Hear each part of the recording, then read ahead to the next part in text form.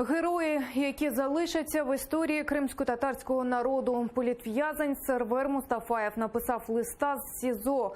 Його присвятив ветеранам національного руху Вічі Кашка та Серверу Караметову.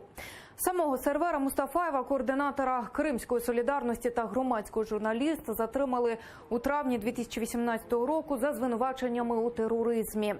У листі Мустафаєв написав, що ці двоє протягом багатьох років вели мирний спротив і не підкорилися російським окупантам.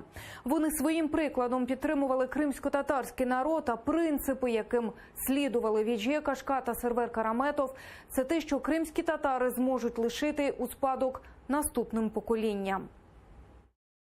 Эти два человека были сильны словно горы и показали нам всем пример. Несмотря на свой возраст и состояние здоровья, они никогда не искали отговорок и до последнего дня поддерживали каждого, объединяли свой народ, вели мирную борьбу и призывали к ней других.